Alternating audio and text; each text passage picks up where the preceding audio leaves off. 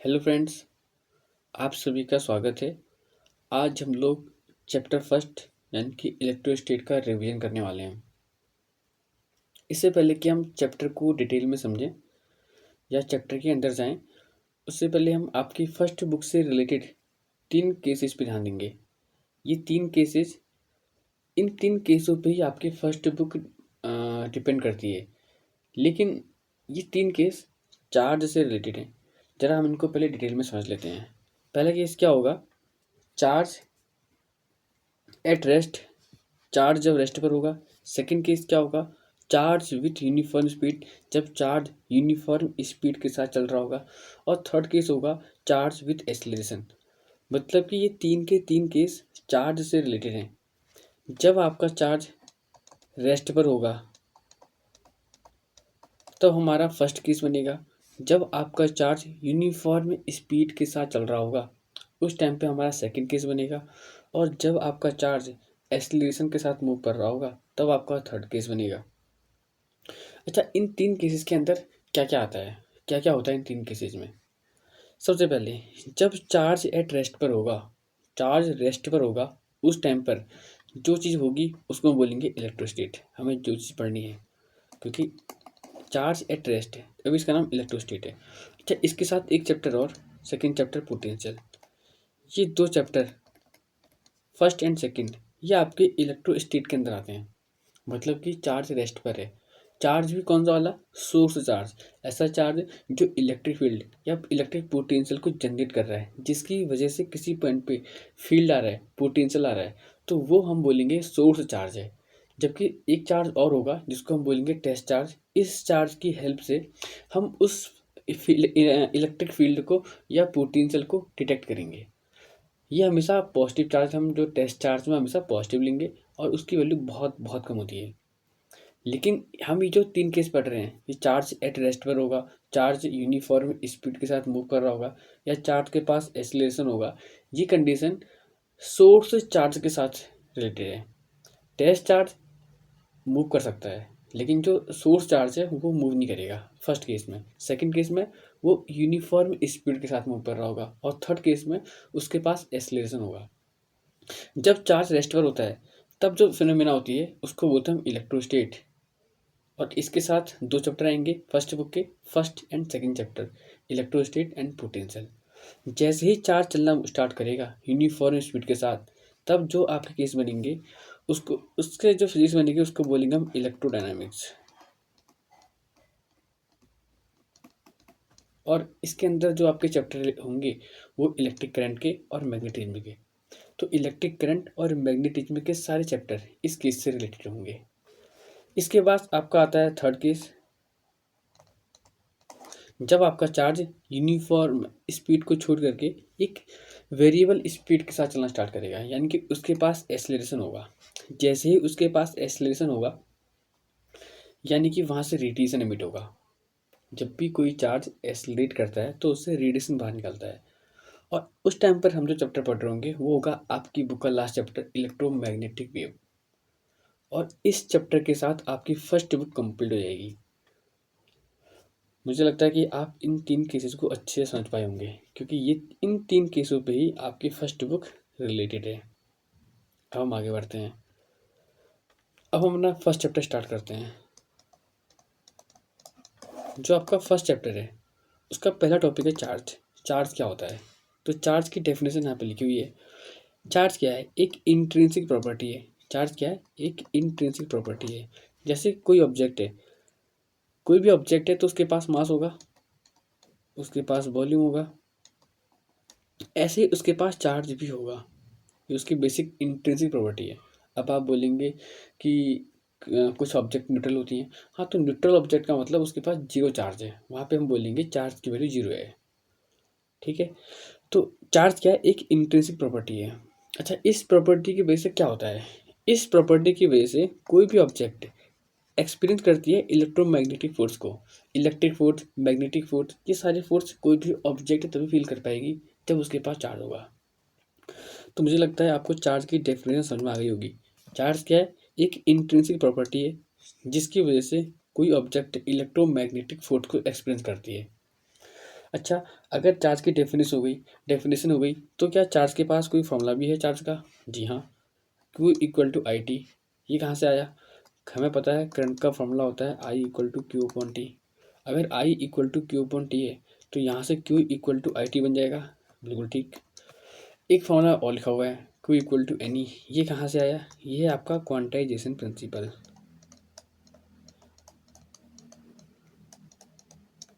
ये quantization principle है, इसको हम बाद में डिटेल में पढ़ेंगे।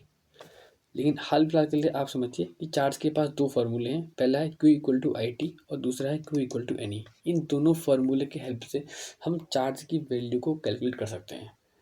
अच्छा, हमने चार्ज की डेफिनेशन पढ़ ली, हमने चार्ज का पढ़ लिया फार्मूला। अब क्या चार्ज के पास क्या कोई होती है यूनिट? हाँ, चार्ज के पास यूनिट भी होती है। पहली यूनिट है एम्पीयर सेकंड। ये एम्पीयर सेकंड कहाँ से आया? Q equal to I T. I यानी कि करंट, आई की यूनिट क्या होगी? एम्पियर, और टी यानी कि टाइम, टाइम यानी कि सेकंड, तो एम्पियर सेकंड। तो मुझे लगता है कि आपको समझ में आ गया कि यूनिट कहाँ से आई है। इसी को हम बोलते हैं कूलॉम। तो एम्पियर सेकंड का ही दूसरा नाम क्या है? कूलॉम। तो इसके पास दो यूनिट है, एक एम्पियर सेकंड और कूलॉम, दोनों सेम ही चीज़ें हैं। चार्ज की डायमेंशन क्या होती है? हमें पता है चार्ज का formula Q equal to I T. अब क्योंकि Q equal to I T है, आई यानी कि करंट, करंट क्या है? Fundamental quantity. तो इसकी डायमेंशन को हम इसे दिखाते हैं। टी क्या है? टाइम। ये भी एक फंडामेंटल क्वांटिटी है, इसकी डायमेंशन को हम दिखाते हैं टी से। तो ए टी, ये लग गई इसकी डायमेंशन। मुझे लगता है आपको इसकी डायमेंशन भी समझ में आई होगी। चार्ज का नेचर कैसा है? चार्ज एक स्केलर क्वांटिटी है।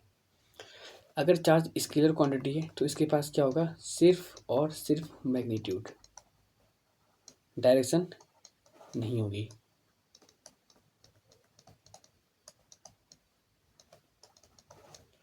अच्छा, इसका मैग्नीट्यूड कितना होगा? तो हमने जो ऊपर लिखे फार्मूले Q equal to N E और Q equal to I T, इन दो फार्मूलों की हेल्प से हम इसके मैग्नीट्यूड को कैलकुलेट कर सकते हैं। लेकिन ये स्केलर है, इसलिए इसके पास डायरेक्शन नहीं होगी। चार्ज कितने टाइप का होता है? चार्ज होता है दो टाइप का।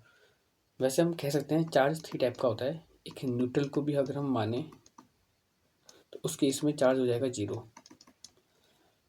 तो चार्ज थ्री टाइप का, एक पॉजिटिव चार्ज, एक नेगेटिव चार्ज, एक न्यूट्रल। न्यूट्रल यानी कि जब टोटल चार्ज जीरो हो जाए तो उसको बोलेंगे हम न्यूट्रल। किसी भी ऑब्जेक्ट के ऊपर पॉजिटिव और नेगेटिव चार्ज कहाँ से आता है? किसी भी ऑब्जेक्ट के ऊपर पॉजिटिव और नेगेटिव चार्ज कैसे आता है? तो इसको समझने के लिए ज़रा हम थोड़ा सा इधर देखते हैं। देखो, हमारे पास क्या है? एक एटम है, एटम का न्यूक्लियस हो गया, इसके बाहर इलेक्ट्रॉन घूम रहे होंगे। ठीक है, इलेक्ट्रॉन घूम रहे होंगे यहाँ भी और यहाँ भी। किसी भी एटम के पास क्या होता है? एक एटॉमिक नंबर है। आप लोगों को पता होगा एटम के पास क्या होगा? उसका एक एटॉमिक नंबर होता है जिसका सिंबल होता है जेड। ये जेड हमें क्या बताता है? ये जेड हमें बताता है number of proton and number of electron के बारे में। यानी कि नंबर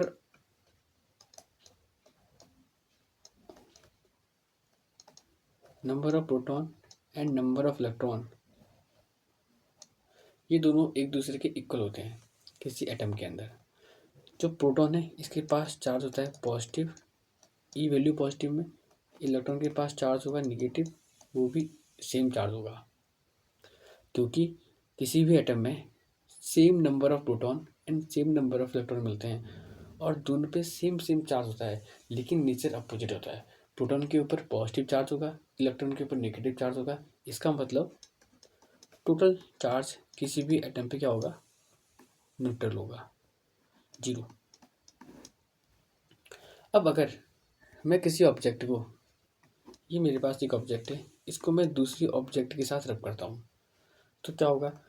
या तो इलेक्ट्रॉन यहाँ से यहाँ जाएंगे या इलेक्ट्रॉन यहाँ से यहाँ जाएंगे। हम मान लेते हैं कि इलेक्ट्रॉन यहाँ से यहाँ गए, और ये जो पहली ऑब्जेक्ट है इसके पास number of electron, number of proton दोनों 6 थे।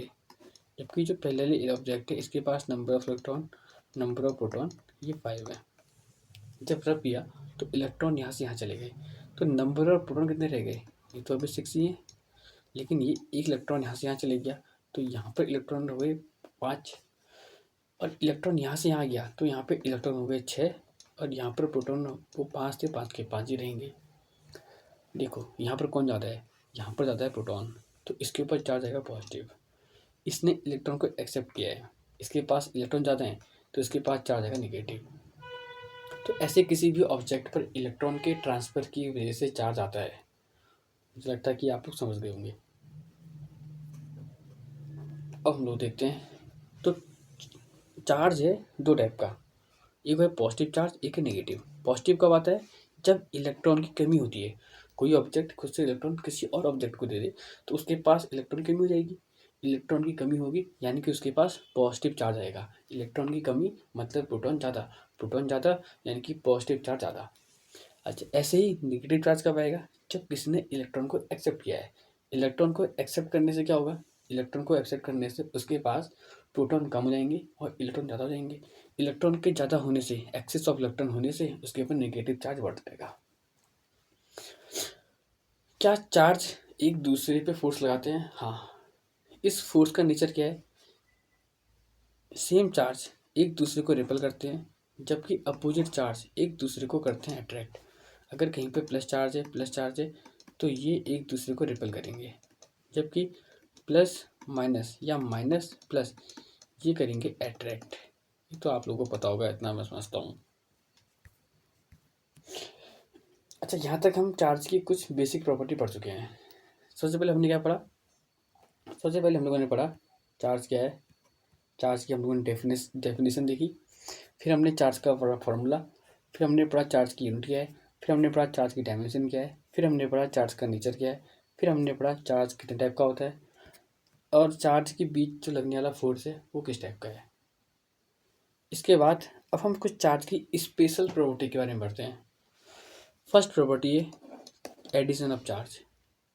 हम चार्ज को ऐड किस तरीके से करेंगे, अगर हमारे पास बहुत सारे चार्ज पड़े हुए हैं, +5 कूलम, +6 कूलम, -7 कूलम, +8 कूलम, बहुत सारे चार्ज पड़े हुए हैं। अगर हमको इन सबको आपस में ऐड करना है तो हम इनको ऐड कैसे करेंगे, तो सिंपल है। चार्ज कैसी क्वांटिटी है, चार्ज एक स्केलर क्वांटिटी है और स्केलर को ऐड करना बहुत आसान है। स्केलर को हम सिंपल मैथमेटिक्स में जैसे ऐड करते हैं वैसे ऐड कर देंगे। तो जो टोटल चार्ज होगा वो एल्जेब्रिक सम के बराबर होगा इन सब के, और इन सब का एल्जेब्रिक सम क्या होगा, इन सबको आपस में ऐड कर दो। 6 5 11, 11 में से 7 गया 4, 8 4 12, 12 गुलाम। इसका टोटल आंसर निकल के आएगा। मुझे लगता है आप लोगों को समझ में आ गया होगा। सेकंड प्रॉपर्टी है कंजर्वेशन ऑफ चार्ज। लिखने के लिए आप सबको पता होगा charge can neither be created not destroyed, ये आप सब समझते होंगे। इसकी एक स्टेटमेंट और है, for an isolated system total charge remain constant. ये क्या है, आइसोलेटेड सिस्टम क्या है, एक आइसोलेटेड सिस्टम लेते हैं, उसमें क्या होगा, हमारे पास ये एक डब्बा है, ये डब्बा कुछ ऐसा है कि कोई भी चीज़ इससे ना बाहर जा सकती है ना कोई बाहर की चीज़ इसके अंदर जा सकती है। ये पूरी तरीके से आइसोलेटेड है, ठीक है। इसके अंदर ना कोई इन्फॉर्मेशन इसके अंदर जा सकती है ना यहाँ से कोई इन्फॉर्मेशन बाहर आ सकती है।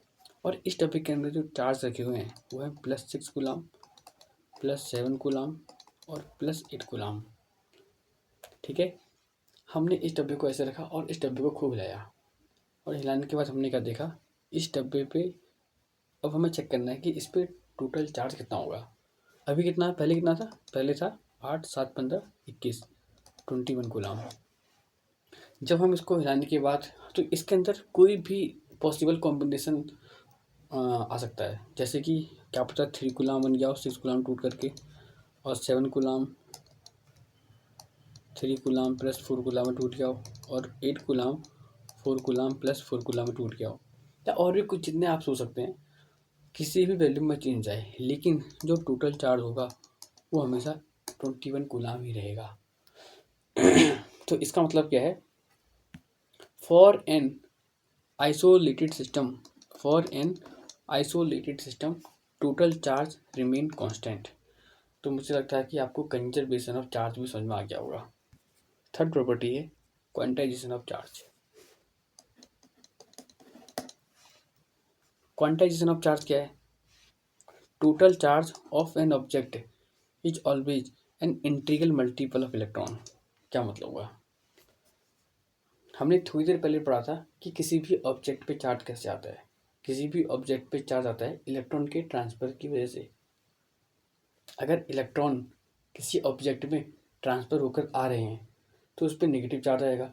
अगर इलेक्ट्रॉन ट्रांसफ़र किसी एटम से दूसरे एटम की तरफ हो रहे हैं तो जहाँ से हुए हैं वहाँ पर इलेक्ट्रॉन की डिफिशियंसी हो जाएगी, नंबर ऑफ प्रोटॉन ज़्यादा होंगे। नंबर ऑफ प्रोटॉन के ज़्यादा होने से पॉजिटिव चार्ज ज़्यादा होगा। कुल मिलाकर के चार्ज आने की वजह इलेक्ट्रॉन का ट्रांसफ़र है। जब इलेक्ट्रॉन आएंगे तो एक कंप्लीट इलेक्ट्रॉन एक जगह से दूसरी जगह ट्रांसफ़र होगा। ऐसा पॉसिबल नहीं है कि आधा इलेक्ट्रॉन यहाँ रह जाए और आधा इलेक्ट्रॉन यहाँ से वहाँ चले जाए, ऐसा इम्पॉसिबल है।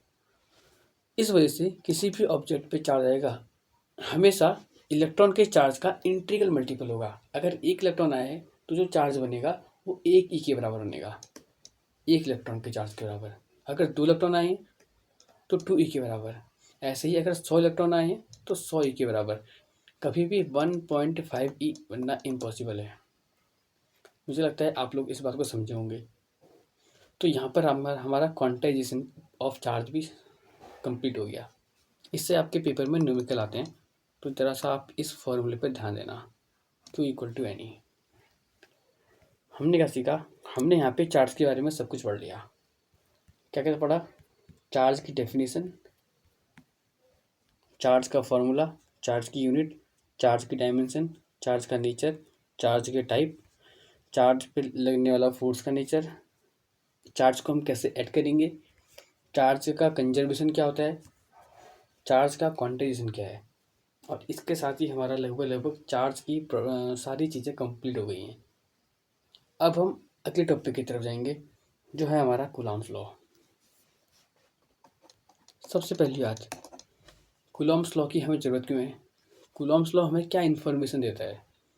कूलॉम्स लॉ हमें बताता है फोर्स बिटवीन टू चार्ज। थोड़ी देर पहले हमने पढ़ा था कि दो चार्ज एक दूसरे पे फोर्स लगाते हैं तो ये फोर्स कितना होगा ये हमें कौन बताएगा? ये हमें बताएगा कूलॉम्स लॉ। अच्छा, कैसे बताएगा? तो कूलॉम्स लॉ ने कुछ स्टेटमेंट है। पहला क्या, जो इलेक्ट्रिक फोर्स होगा बिटवीन टू चार्ज वो किस किस पे डिपेंड करेगा? वो होता है directly proportional to the amount of charge. अच्छा, आप लोग खुद सोचो, अगर यहाँ पर दो चार्ज हैं, एक चार्ज है 4 कूलम का और दूसरा चार्ज है 5 कूलम का। ऐसे ही एक चार्ज है 3 कूलम का, एक चार्ज है 1 कूलम का। बताओ इन दोनों में किस वाले केस में ज़्यादा फोर्स लगेगा? सीधी सी बात है, यहाँ पे चार्ज आते हैं तो यहाँ पर फोर्स की वैल्यू भी ज़्यादा होगी। यहाँ पे चार्ज की वैल्यू पहले वाले केस से कम है, इसलिए यहाँ पे लगने वाला फोर्स पहले वाले केस से कम होगा। तो सेम हमने बात यहाँ पे लिखी है। उसने कहा कि जो फोर्स है वो डायरेक्टली प्रोपोर्शनल होगा Q1 के Q2 के, उनके अमाउंट के डायरेक्टली प्रोपोर्शनल होगा। अगर इसमें किसी भी चार्ज की वैल्यू बढ़ेगी तो फोर्स की वैल्यू बढ़ेगी। अच्छा, सेकेंड स्टेटमेंट क्या कहता है? ये फर्स्ट हो गया। सेकेंड कहता है जो फोर्स होगा वो इन्वर्सली प्रोपोर्शनल होगा स्क्वायर ऑफ देयर डिस्टेंस, उनके बीच की डिस्टेंस के स्क्वायर के इन्वर्सली प्रोपोर्शनल होगा। क्या मतलब है? अब फिर से इस केस में आओ, हम इस केस को लेते हैं। 4 कूलम 5 कूलम यहाँ पर पास पास रखे हैं, जबकि 4 कूलम और 5 कूलम यहाँ पर दूर दूर रखे हैं। किस केस में फोर्स ज़्यादा होगा? तो इस केस में फोर्स ज़्यादा होगा। पास पास रखे हैं तो एक दूसरे के फील्ड को अच्छे से एक्सपीरियंस कर पाएंगे, जबकि यहाँ पर ऐसा नहीं होगा। यहाँ पर चार्ज दूर हो गए हैं तो फील्ड को एक्सपीरियंस करने में पहले की अपेक्षा ज़्यादा दिक्कत होगी। तो हम बोलेंगे कि जो फोर्स होगा वो डिस्टेंस का इन्वर्सली डिस्टेंस के स्क्वायर के इन्वर्सली प्रोपोर्शनल होगा। ठीक, अगर हम इन दोनों स्टेटमेंट को आपस में मिला दें तो हमारा बनता है F is proportional to Q1 Q2 upon R square. पहली इक्वेशन जो ये है और जो सेकंड इक्वेशन ये है, हमने इनको आपस में मिला दिया। ठीक है। अच्छा, जब प्रोपोर्शनल का साइन हटता है तो आता है कांस्टेंट, ये आप लोगों को पता होगा। जैसे ही के हटेगा इस के की वैल्यू क्या होगी? ये कांस्टेंट की वैल्यू क्या होगी? इस के की वैल्यू होगी 1/4 pi epsilon Q1 Q2 upon R square. ये एप्सिलॉन क्या है? यह परमिटिविटी ऑफ मीडियम। क्या मतलब, ये यहाँ पर कैसे आया ये, और ये परमिटिविटी ऑफ मीडियम यानी कि हर मीडियम के लिए इसकी वैल्यू अलग अलग होगी। अगर हर मीडियम के लिए इसकी वैल्यू अलग है यानी कि हर मीडियम के हिसाब से इस कांस्टेंट की वैल्यू बदलेगी। अगर हर मीडियम के हिसाब से कांस्टेंट की वैल्यू बदलेगी तो फोर्स की वैल्यू भी चेंज होगी। यानी कि जो फोर्स है ये मीडियम पे भी डिपेंड करता है, डिपेंड ऑन मीडियम। कैसे? एप्सिलॉन की फॉर्म से। एप्सिलॉन की वैल्यू चेंज होते ही के की वैल्यू चेंज होगी, के की वैल्यू चेंज होते ही फोर्स की वैल्यू चेंज हो जाएगी, और फोर्स की वैल्यू चेंज हो रही है एप्सिलॉन की वैल्यू चेंज होने से, हम मीडियम की वैल्यू चेंज है मीडियम के चेंज होने से। तो हम कह पाएंगे कि जो कूलॉम का फोर्स है दो चार्ज के बीच, वो मीडियम पे डिपेंड करता है। यहाँ पर जो मीडियम है एप्सिलॉन, सॉरी, ये एप्सिलॉन रिप्रेजेंट करता है डिपेंडेंस ऑन मीडियम, और इसको हम बोलते हैं परमिटिविटी ऑफ मीडियम। इसकी यूनिट क्या होती है? इसकी unit coulomb square upon newton metre square. कहाँ से आए? आप सिंपल इस फॉर्मूले की हेल्प से इसको निकाल सकते हैं। 1/4 pi epsilon Q1 Q2 upon R square. हमें फोर्स पता है न्यूटन, हमें Q1 भी पता है, हमें Q2 भी पता है, हमें आर स्क्वायर भी पता है। 4 पाई नंबर हो गया, इसकी यूनिट होगी नहीं, और यहाँ से हम एप्सिलॉन की यूनिट और डायमेंशन निकाल सकते हैं। ये एग्जाम में पूछा जाता है कि एप्सिलॉन की यूनिट और डायमेंशन क्या होगी। अच्छा, अब आप लोग सोच रहे होंगे कि हम लोगों ने जो फॉर्मूला पढ़ा है वो तो कुछ स्टेप का है। 1/4 pi epsilon not Q1 Q2 upon R square epsilon not, और यहाँ पर जो चीज़ आ रखी है वो है एप्सिलॉन। ये एप्सिलॉन से एप्सिलॉन नॉट कैसे आएगा? अच्छा, एक होता है डाइलेक्ट्रिक कांस्टेंट जिसकी वैल्यू होती है एप्सिलॉन अपॉन एप्सिलॉन नॉट, और सिंपल होता है K equal to epsilon upon epsilon not. ये कहाँ आता है, कैसे आता है, ये हम सेकंड चैप्टर में सीखेंगे। सेकंड चैप्टर में डिटेल में समझेंगे कि डाइलेक्ट्रिक कांस्टेंट क्या है, और इसका formula epsilon upon epsilon not कैसे निकल करके आया। लेकिन अभी हम जानते हैं कि है क्या। ये एप्सिलॉन क्या है? ये है परमिटिविटी ऑफ मीडियम, और ये क्या है? Permittivity of vacuum. हमें इसकी वैल्यू पता है, ये 8.856 10⁻⁻12 इस टाइप की कुछ निकल के आती है। और हाँ, हम इसकी हेल्प से एप्सिलॉन को लिख सकते हैं कि इंटू एप्सिलॉन नॉट, ठीक है, जैसा कि यहाँ पे लिखा हुआ है। तो उस ऊपर वाले फॉर्मूले पे जहाँ पे एप्सिलॉन आया है वहाँ पर हम इसको हटा करके ऐसा लिख सकते हैं। एप्सिलॉन था ना यहाँ पे 4 पाई एप्सिलॉन, तो हमें चला पता कि के इक्वल टू क्या था, एप्सिलॉन अपॉन एप्सिलॉन नॉट। तो एप्सिलॉन निकल करके आएगा के इंटू एप्सिलॉन नॉट। तो मैंने यहाँ वैल्यू पुट कर दी, तो 1/4 pi K epsilon not Q1 Q2 upon R square. ये भी किसी मीडियम के लिए है, उस मीडियम के लिए के की वैल्यू कुछ होगी, आप के की वैल्यू निकालेंगे और एप्सिलॉन नॉट से मल्टीप्लाई कर देंगे। लेकिन इसको हम ऐसा भी ले सकते हैं, स्पेशल कंडीशन फॉर वैक्यूम। जो के है, के का फॉर्मूला क्या होता है, K equal to epsilon upon epsilon not. Vacuum के लिए एप्सिलॉन की वैल्यू क्या बन जाएगी, एप्सिलॉन नॉट बन जाएगी ना। वैक्यूम के लिए एप्सिलॉन क्या हो जाएगा, एप्सिलॉन नॉट। तो K equal to epsilon not upon epsilon not cut के 1, यानी कि के इक्वल टू 1 निकल के आ जाएगा। जैसे ही के इक्वल टू 1 निकल के आएगा तो हमारा जो फॉर्मूला फॉर वैक्यूम जो बनेगा वो है ये जो आप लोगों ने देखा है, जो एक स्पेशल केस है ऊपर वाले फॉर्मूले का, जो सिर्फ और सिर्फ वैक्यूम के लिए ही बना है। ठीक, अगर आपको किसी और मीडियम में जाना होगा तो वहाँ पर ये नहीं आएगा, वहाँ पर सिर्फ एप्सिलॉन आएगा। ठीक है, पेपर में सवाल पूछे जाते हैं ऐसे। सवाल कैसे बनेंगे, आपको दे देंगे कि दो चार्ज हैं, इनके बीच का फोर्स दे देंगे, कहेंगे अब हम इस ये वैक्यूम में रखे हैं तो फोर्स इतना लग रहा है, अगर हम इसको पानी के अंदर डुबो दें तो फोर्स की वैल्यू क्या बनेगी, वहाँ पर आपको के की वैल्यू दे देंगे। तो देखो 1/4 पाई एप्सिलॉन, ये वैक्यूम वाला फोर्स हो गया, और अपॉन में देखो, यहाँ देखो ये 1/4 पाई एप्सिलॉन, ये पूरा वैक्यूम वाला फोर्स है, इसमें के अपॉन एक्स्ट्रा आया है, तो यहाँ पर हम उसको के को ऐसे अपॉन डिवाइड कर देंगे।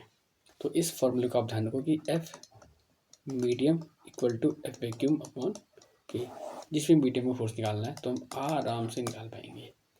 इस पे सवाल बनता है तो आप इस पे ध्यान दीजिए। अब तक हम लोग चार्ज के बारे में पढ़ चुके हैं, हम लोग कूलॉम लॉ के बारे में पढ़ चुके हैं। कूलॉम लॉ हमें क्या बताता है? कूलॉम लॉ हमें बताता है फोर्स, कौन सा फोर्स? Between two charge. अच्छा, फोर्स कैसी क्वांटिटी है? फोर्स एक वेक्टर क्वांटिटी है। अगर फोर्स एक वेक्टर क्वांटिटी है तो इसके पास क्या होगा? इसके पास होगा मैग्नीट्यूड, और साथ में इसके पास क्या होगी? डायरेक्शन।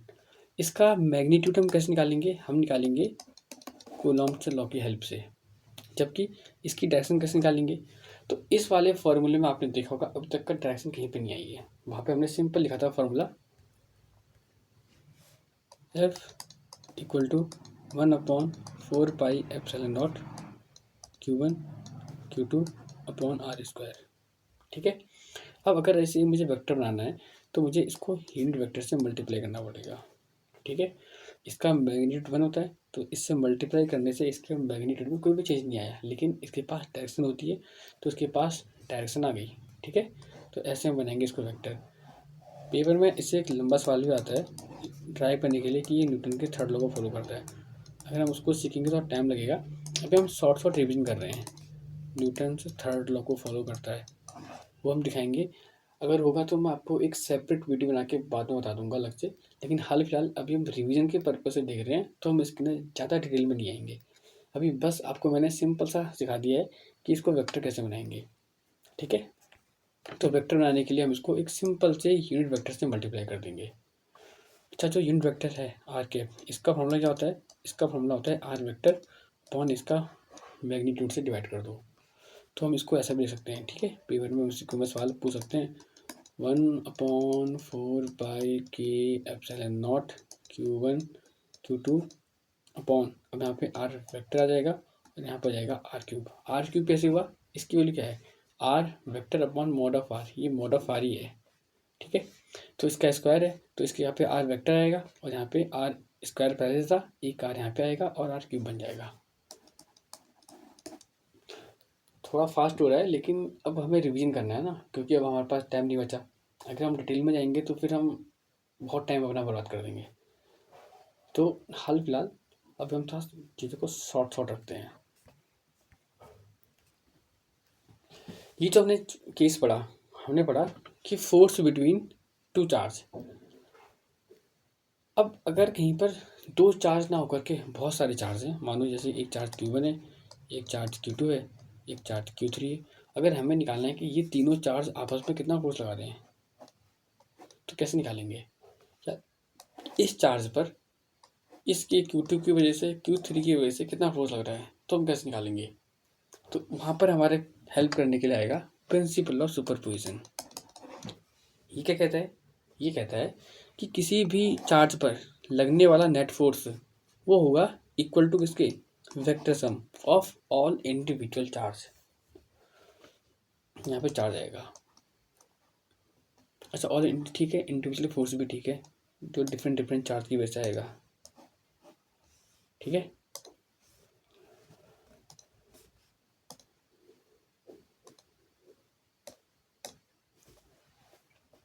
इसको समझते हैं।